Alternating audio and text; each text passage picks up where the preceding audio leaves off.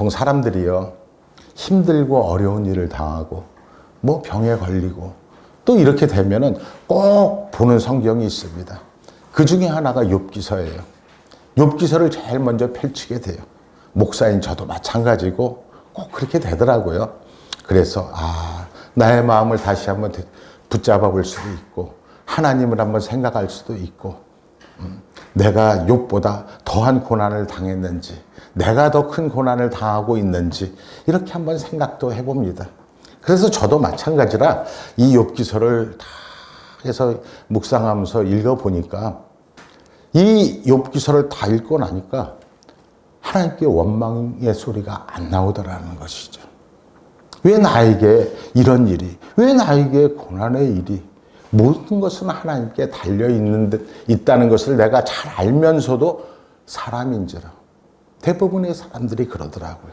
그래서 하나 감사한 게 있었어요. 제가 이번에 좀 아프면서 정말 감사한 것은, 나 자신을 있잖아요, 되돌아봐서 내가 다시 죄인임을 알게 되었고, 첫 번째가. 두 번째는 하나님을 원망하지 않은 것에 대한 감사를 하고 있었더라고요. 그래 가만 보니까 오늘의 욥도 하나님을 원망하지 않더라고요. 그것이 얼마나 감사한지 몰라요. 그리고 저를 위해서 기도해주고 저를 생각해 주시던 분들이 얼마나 많은가 하는 것을 다시 한번 깨달았고, 저는 그분들을 위해서 아무것도 한 일이 없었더라. 너무너무 죄송하고 너무너무나 마음이 아팠었어요. 그래서 말씀을 준비하면서 욥기서를 가지고 다시 한번 설교를 해야겠구나 하는 생각을 했었습니다. 오늘의 우리가 읽었던 특별히 욥기 23장 20절의 말씀은 욥기서의 백미라고 할 수가 있습니다. 그래서 20절의 말씀을 중심으로 여러분들에게 말씀을 드리려고 하는 것입니다. 지금부터요. 전에 소련, 러시아의 옛말이죠. 거기에 리차드 범브란트라는 유명한 목사님이 계셨어요. 이 목사님이 쓰신 책 중에 이런 책이 있어요. 옥중에서 만난 그리스도라는 책이 있어요. 여러분들이 한번 읽어보시면 많은 은혜가 될 거예요. 옥중에서 만난 그리스도. 유명한 책이거든요. 이 책을 보면은 그러니까 소련 공산당 치하에서 이 목사님이 러시아의 침례 교인으로서 감옥에 갇히게 돼요. 감옥에 갇혀서 3년 동안 아주 모진 고생을 하고 결국에는 그래도 3년 지나서 만기 출소를 하게 됩니다. 그래서 이 출소를 하고 나서 이 목사님이 들판으로 가서 한 농부의 집에 기숙하면서 농사 짓는 생활을 하기 시작합니다. 그러면서도 이 목사님은 계속해서 늘 기도를 합니다. 이렇게요. 하나님, 저를 온전하게 하여 주시옵소서. 저를 온전하게 하여 주시옵소서. 그랬더니 어느 날 하늘로부터 하나님의 음성이 들려오기 시작합니다. 너는 온전하게 되기 위해서 다시 감옥에 들어갈 수 있겠느냐?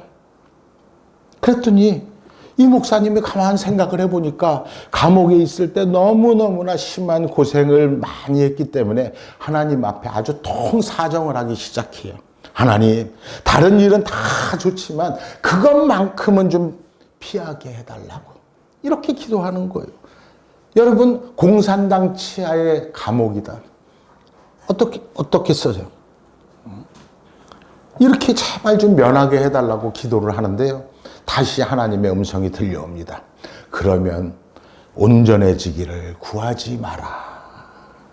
이렇게 하나님이 말씀하는 거예요. 이후에 이 범브란트 목사님은요, 이 내적으로 갈등이 계속해서 일어납니다. 이 목사님의 심령이 너무너무 괴로운 거예요. 그래서 결국 하나님께 항복하고 다시 기도하기 시작합니다. 하나님, 어떠한 희생이라도 좋으니 저를 온전하게 하여 주십시오. 이렇게 기도하는 거예요. 그랬더니 바로 비밀경찰이 들어닥쳐가지고 이 목사님을 체포해 가는 거예요. 바로. 그래서 다시 감옥에 갇혀서 굶주리고 매맞고 가정고생을 다 하는데, 여기에 보면 가장 힘든 것이 그거라는 거예요. 독방에 갇혀 있는 것이 제일 힘든다는 거예요. 독방이라고 해서 뭐 지금에 있는 우리나라의 독방이 있잖아요. 한 명 들어있는 그런 감옥이 아니라 그 독방은 빛이 하나도 안 들어와요. 그리고 사람이 있잖아요. 제대로 눕지도 못하고 쪼그려만 있을 수 있는 그러한 독방에 갇히는 것이거든요. 햇빛도 들어오지 않나. 거기서 이 목사님은요, 독방 생활을 계속하게 되는 거예요.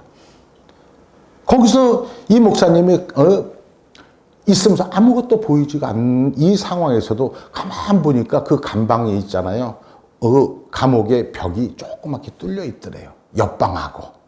그래서 그 구멍으로 옆방에 있는 사람하고 소통하기 시작했다고 합니다. 그래서 좀 친근해진 다음에 그 옆방에 있는 그 사람의 이름이 뭐냐고 이렇게 물어봤더니요.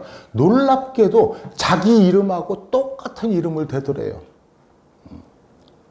그래서 알고 보니까 바로 이 범브란트 목사님의 아들이었다는 겁니다. 옆방에.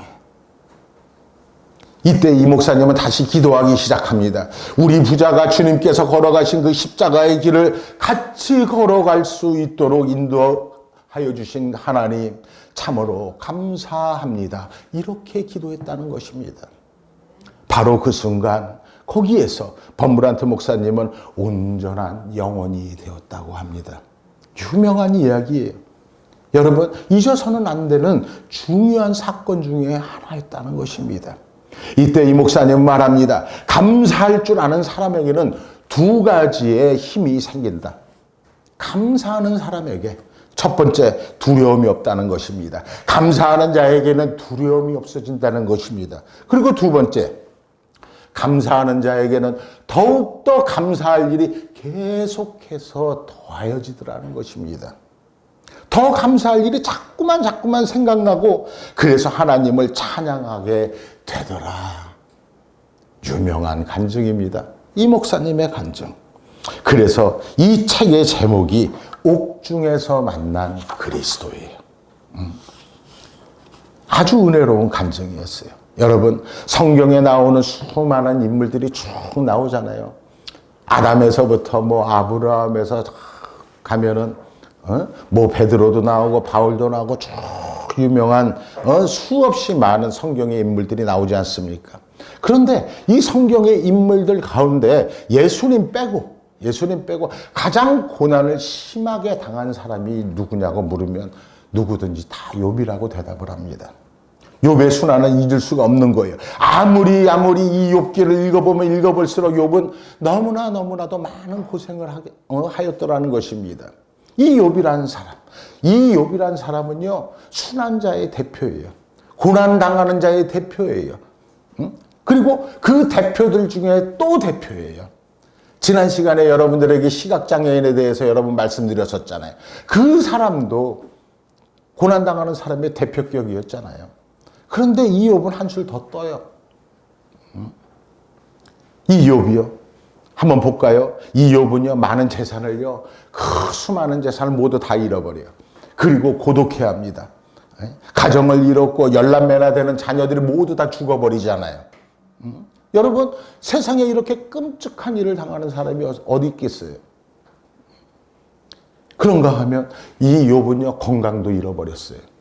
얼마나 있잖아요. 힘들었으면 몸에 상처가 났는데 성경의 말씀대로 보면요, 기왓장으로 자기 몸을 긁었다고 그랬어요. 얼마나 힘들었으면. 그리고 그 잿더미 위에서 뒹굴르면서 그 피부병을 있잖아요, 견뎌내기 시작했었다는 것입니다. 여러분, 참으로 이거 욥기를 읽어보면요, 아주 그냥 기가 막힌 간증이 구구절절하게 나타나고 있잖아요. 또 중요한 것은요, 친구들이 욥의 고난을 이해하지 못했다는 것입니다. 욥이 당하는 고난을 그 친하다고 너밖에 없다고 하던 그 친구들이 이 친구들이 욥을 비난한다는 것입니다. 야, 욥아, 너 한번 잘 생각해봐라. 죄 없이 고난당하는 자가 있더냐? 여러분께 말씀드렸었잖아요. 유대인들은요, 자신들이 당하는 모든 고난, 남들이 당하는 모든 고난과 환난과 핍박 이런 것들을 죄로 인해서 당한다고 생각하잖아요. 모든 것이 죄 때문이라고 생각한다는 거예요. 이런 말에 욥의 마지막에 욥이 얼마나 기가 막혔으면 마지막에 이런 말을 하잖아요. 야, 그러면 너희는 죄가 없어서 편안하고 나는 죄가 많아서 나는 고난을 당하고 있는 거냐? 이렇게 되묻기도 하는 모습이 나타나잖아요. 그런 극한의 고난 가운데서 가장 중요한 것은 자기가 당하는 고난의 이유를 알 수 없다는 거예요. 여러분, 환난을 당해보셨습니까? 고난을 당해보셨습니까?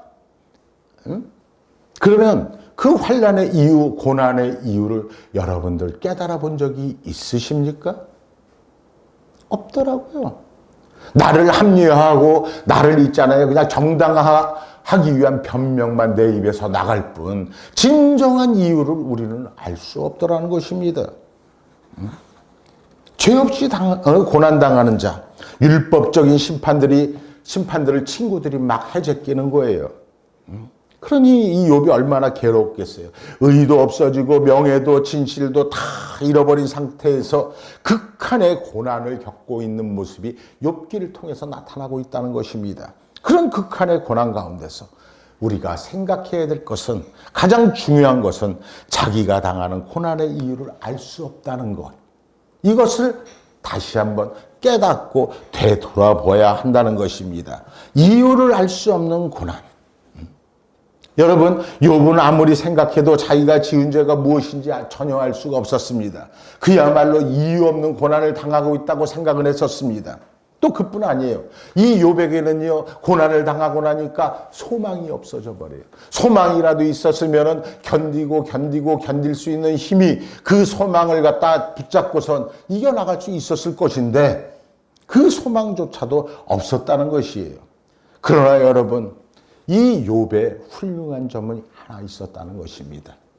그럼에도 불구하고 욥의 훌륭한 점은 결코 하나님을 원망하지 않았다는 것입니다. 욥기 1장 마지막인 22절의 말씀, 욥기 1장 22절의 말씀에 보면은 이런 말이 나옵니다. 한번 우리 다 같이 읽어보겠습니다. 다 같이 시작.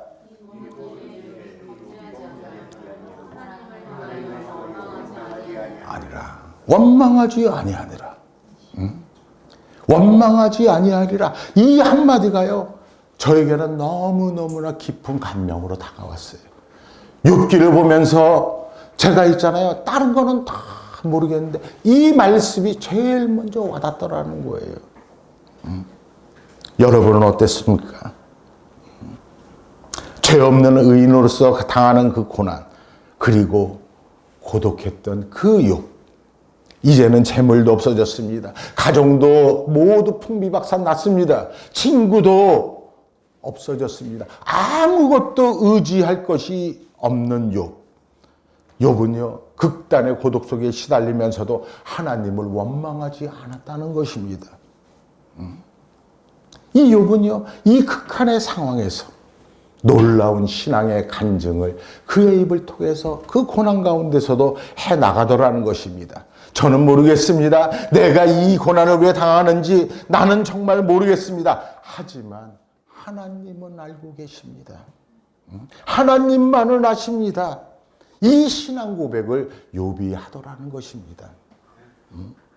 여러분, 나는 왜 이런 고난을 당해야 하는지 모르지만 하나님께서는 다 아신다는 그 믿음, 오직 하나님만 아신다고 하는 그 믿음, 그분의 지혜와 능력과 경륜, 그분의 그 사랑 속에 이 고난이 있었다고 이 욥은 믿었다는 것입니다.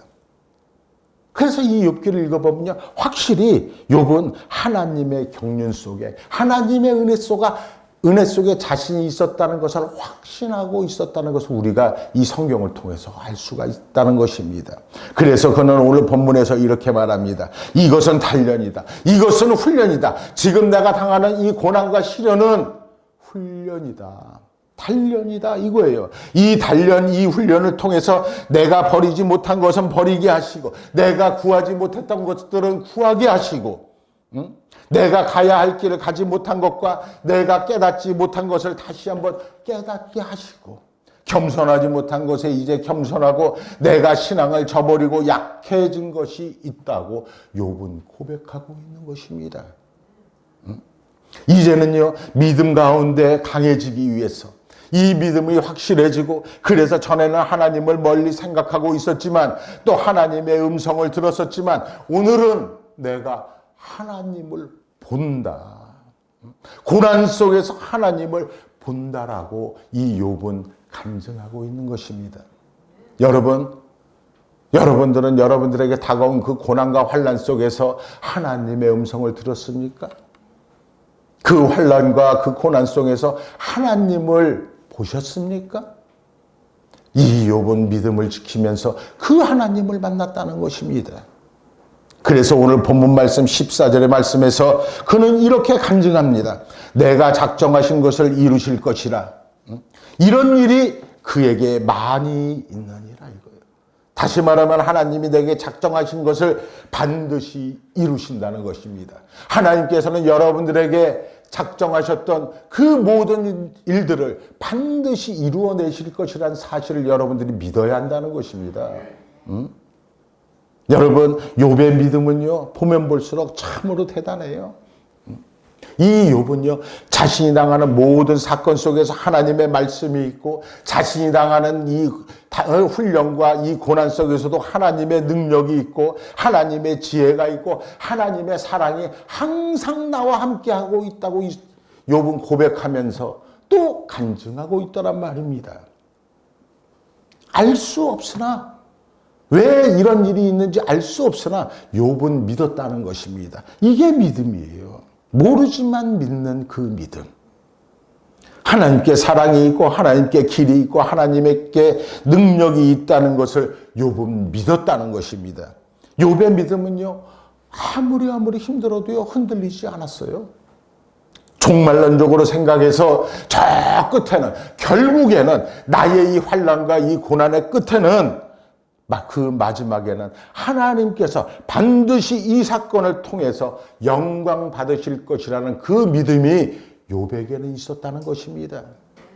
우리도 이 욥의 이 믿음을 우리도 가져야 한다는 겁니다. 그리고 오늘 이 모든 고난으로 나를 단련하신 뒤에 저 끝에 가서는 순금같이 나오리라, 이렇게 말하잖아요. 옛날 성경으로 말씀드려 볼까요? 정금같이 나오리라. 참으로 위대한 이 한마디가 오늘 본문 말씀 10절에서 욥은 고백하고 있는 것입니다. 여러분, 욥은요, 그래서 참으로 위대한 거예요. 하나님의 그 단련의 교과 과정을 거친 다음에는 내가 순금같이 나오리라. 깨끗한 정금이 되어서 나오리라. 순금이 되기 위해서는 여러분 분명히 시련이 있어야 하는 거예요. 순금이 되기 위해서는요 분명히 나에게 고난도 있어야 되는 거예요. 순금이 되기 위해서 내가 알 수 없는 이러한 억울한 고난도 분명히 있어야 한다라고 욥은 간증하고 있는 것입니다. 여러분, 이게 믿음이에요. 이것은요 지식도 아니에요, 경험도 아니에요. 이것은 하나님을 향한 확실한 신앙 고백이라는 것입니다. 욥은 자신의 신앙을 이렇게 고백을 했어요. 이렇게 승화시켰다는 것입니다. 자신이 당한 고난과 그 환난을 그는 믿음으로 승화시켰다는 것입니다. 모든 일의 끝에서는 항상 신앙적 결단이 반드시 필요하거든요. 하나님께서는 그 신앙적인 결단을 또 요구하세요. 지식을 요구하는 게 아니에요. 나에게 내가 갖고 있는 그것을 갖고 요구하시는 거 아니에요. 이렇게 판단하고 저렇게 판단하고 내가 이렇게 생각하고 저렇게 생각해서 그런 하는 일들은 다 소용없다는 거예요. 오직 하나님께서 나를 통하여 분명히 이루실 것이라는 그 믿음만이 중요하다는 것입니다. 여러분, 내가 가는 길을 하나님은 분명히 아신다는 것입니다. 그뿐만이 또 아니에요. 하나님 그분이 오직 하나님만이 하나님이 원하는 길로 나를 인도해 주시더라는 겁니다. 하나님이 작정하신 길로 나를 인도하고 계시다는 겁니다. 지금 이 시간에도 이렇게 나는 믿습니다. 이것이 바로 오늘 우리가 보는 욥의 신앙 고백이에요. 아주 망망한 대회를 지나고 있던 배 한 척이 있었어요. 여러분들에게 한번 말씀드렸던 예화입니다. 300명이 넘는 사람들이 그 배에 타고 있었는데요. 그 가운데 젊은 선원 한 사람만 살아남고 나머지는 전부 다 배가 침몰하면서 다 죽었어요. 이 젊은 선원은요, 널빤지를 하나 붙잡고 버텨서 무인도에 도착을 하지요. 이 선원이 백사장에 도착해가지고 엎드려서 하나님을 찬양합니다. 하나님께 감사를 드립니다. 300명이 다 죽었는데 저를 살려주셔서 하나님 감사합니다. 이렇게 감사 기도를 한 다음에 한번 돌아보았더니 자신이 무인도에 와 있는 거예요. 짐승들만 있고 사람은 없는 거. 그러니 어떡합니까? 여기저기 다니면서 짐승을 잡아먹고 불을 만들어서 그 잡은 짐승들을 구워서 먹으면서 견뎌내고 살아갑니다. 그러다가 마침내 겨울이 다가오지요. 날씨가 추워지니까 한 수 없이 이 선원이요, 거기에 이 나무 저 나무 꺾어다가 배다가 갖다 놓고 움막을 하나 짓는 거예요. 그 움막을 지어놓고 하루는 사냥을 갔다가 돌아와 보니까 그동안 바람이 좀 불었던 것 같아요. 바람이 불면서 거기에 조그맣게 불을 피워놨었는데 그 불씨가 옮겨 붙는 바람에 그 움막이 모두 타버리는 거예요. 그러니까 이 선원이요, 그때 털썩 주저앉아가지고 하나님 정말 너무하십니다 하면서 원망을 하기 시작합니다. 하나님, 다른 사람이 다 죽을 때 나도 같이 죽게 내버려 두시 왜 나는 살렸습니까 하면서 이렇게 원망을 하는 거예요. 그래서 왜 이렇게 고생스럽게 살게 하느냐고. 이게 어떻게 사람이 사는 겁니까? 게다가 겨우 움막집 하나 간신히 만들어놨는데 또 이걸 태워버리시면 나는 어떡하라는 겁니까? 하나님, 해도 정말 너무하십니다. 이렇게 원망 기도를 하다가 이 선원이요, 쓰러져서 잠이 들었어요. 근데 좀 있으니까 잠들어 있는데 그 잠결에 갑자기 이상한 소리가 들리는 거예요. 백고동 소리가 들리는 거예요. 붕 하면서 큰 배가 그 섬에 다가오는 소리를 듣는 거예요. 점점 가까이 옵니다. 그러니까 이 사람이요, 그 뱃소리를 듣고 쫓아나갑니다. 그래서 상륙하는 선장을 맞이하면서 이 선장에게 이렇게 물어보는 거예요. 내가 여기 있는 줄 어떻게 알고 오셨습니까? 그러자 선장이 하는 말이 이랬어요. 당신이 여기 있는지 없는지 내가 어떻게 알겠어? 응? 이 무인도에서 불이 났는지 연기가 나길래, 너무 심하게 연기가 나길래 웬일인가 하고 한번 내가 와봤다고. 선장은 이렇게 대답합니다. 여러분, 자기가 만든 조그마한 그 움막집이 다 버려야만이 살 길이 열린다는 사실을 우리는 몰랐잖아요. 이 선원은 몰랐어요. 그 움막집이 타버리고 없어져야만이 자신이 살아날 수 있다는 사실을 몰랐다는 것입니다.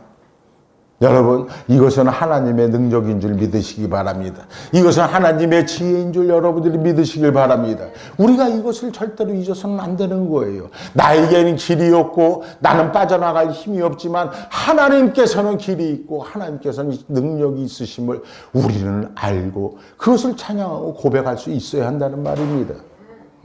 중요한 상징적인 의미가 여기에 있는 겁니다. 내가 지어놓은 그 움막집이 불타버려야만이 비로소 하나님께서 일을 하실 수가 있다는 겁니다.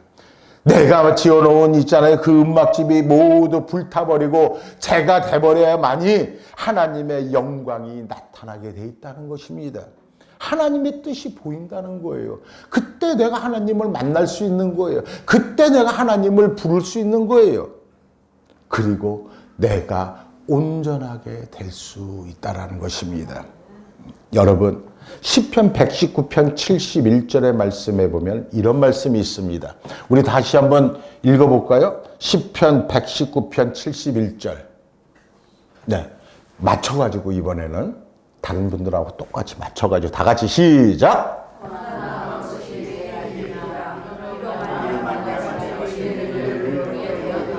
되었나이다. 아멘. 여러분, 여러분은요, 고난당하는 것이 유익이라고 여러분 간증할 수 있습니까? 여러분 있잖아요. 여러분들이 지금 너무너무 힘들어요. 내가 이렇게 이런 일을 당하고 있는데 이것이 결국에는 이것이 유익해질 거라고 여러분 간증할 수 있겠습니까? 우리는요, 어떻게든 그 고난을 피해보려고 합니다. 그 고난을요, 피해서 어떻게 돌아가려고 합니다. 고난이 없기를 위해서 우리는 또 기도합니다. 우리는 질병도 있고, 실패도 있고, 배신도 있기를 우리는 기도하지 않습니다. 이러한 모든 것들이 없어지기를 우리는 기도합니다. 질병도 없고, 실패도 없고, 배신도 없고, 또 그렇게 되기를 바라고, 그것이 축복이고, 그것이 은혜라고 우리의 입은 날마다 고백하고 있어요. 그러나 여러분, 성경은 아니라고 말하고 있다는 것입니다. 성경은요, 고난을 당하는 것이 내게 유익이라고 말하고 있습니다. 고난을 당한 것이 내게 유익이요, 그 고난으로 말미암아 내가 주의 율례를 배우게 되었다라고 성경은 말씀하고 있는 거예요. 이것이 신앙인의 간증이에요. 여러분들의 입술에서도 이러한 간증이 넘쳐나길 원합니다. 이러한 간증들이 여러분들의 입술을 통해서 하나님께 영광 돌릴 수 있게 되기를 원합니다. 욥의 믿음이 그런 믿음이에요. 욥의 믿음이 그래요. 여러분, 너무나 잘 아시는 사도 바울이요, 빌립보에서 얼마나 고난당했어요. 빌립보서 1장 12절의 말씀을 보면요, 이렇게 말합니다. 빌립보서 1장 12절의 말씀에 보면 내가 당하는 일이 복음의 전파에 진전이 된 줄을 너희가 알기를 원하노라. 자신이요, 빌립보에서 아무 이유도 없이 억울하게 옥에 갇히잖아요. 얼마나 억울해요. 옥에 갇히기만 했습니까? 죽을 만큼 맞았다고 하잖아요.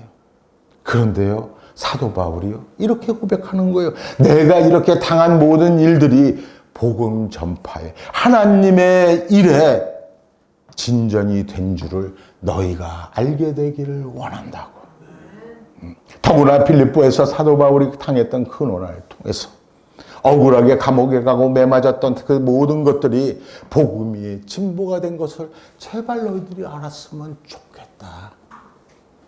여러분, 국가적으로나 사회적으로나 개인적으로나 우리는 지금 많은 고난을 당하는 가운데 있습니다. 이유를 알 수 없는 고난을 우리는 살아가면서 많이 당합니다.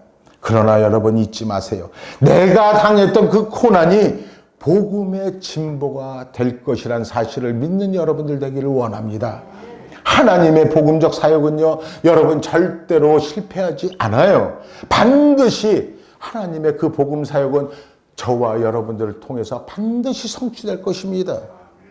그래서 나의 지식, 나의 판단, 나의 경험, 나의 고집을 이제는 버릴 때도 되었다는 것입니다. 내가 하고자 하는 모든 것들을 버릴 때가 되었다는 것입니다. 그리고 다시 한번 돌아보면서 이 모든 고난 속에서 하나님께서 나를 인도하셨고, 하나님께서 나를 가르치셨고, 하나님께서 내게 믿음을 주셨고, 하나님께서 내게 확실한 하나님의 사람임을 증거해 주셨음을 나는 내 입술을 통해서 고백할 수 있게 되기를 원한다는 것입니다.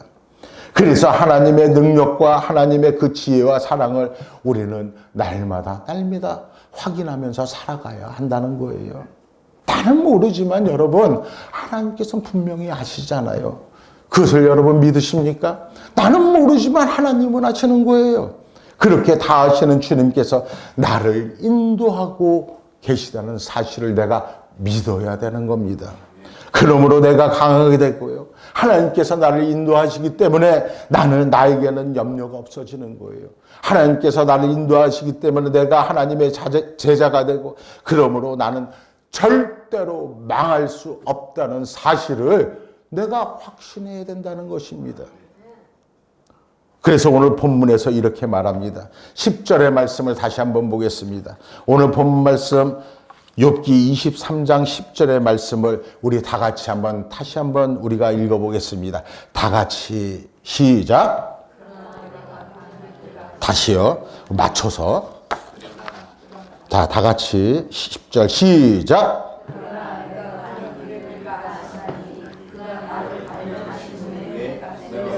순금같이 나오리라. 순금같이 나오리라. 순금 99.9%가 아니라 순금 100%의 그러므로 여러분들은 다시 태어나게 될 것입니다. 그리고 이 훈련, 이 단련이 지나간 다음에는, 이 교과 과정이 지나간 다음에는, 이 커리큘럼이 지나간 다음에는 내가 순금같이 나오리라. 옛날 성경으로 정금같이 나오리라. 이것이 욥의 신앙 고백입니다. 이 욥의 신앙 고백이 우리 모두의 신앙 고백이 되기를 원합니다. 이 욥의 신앙 고백을 통해서 우리에게 항상 오늘도 이 신앙 고백을 통해서 내 입술이 계속 하나님을 찬양해야 할 것입니다. 더 이상 나에게는 원망이 없습니다. 원망한 대신에 여러분들의 입술에서 감사가 터져나오기를 원합니다. 여러분들의 입술에서 하나님을 찬양하는 찬양의 노래가 흘러나오기를 원합니다. 그래서 하나님께 쓰임받고 감사하며 날마다 이 세상에서 승리할 수 있는 여러분들 되기를 주의 이름으로 축원을 드립니다.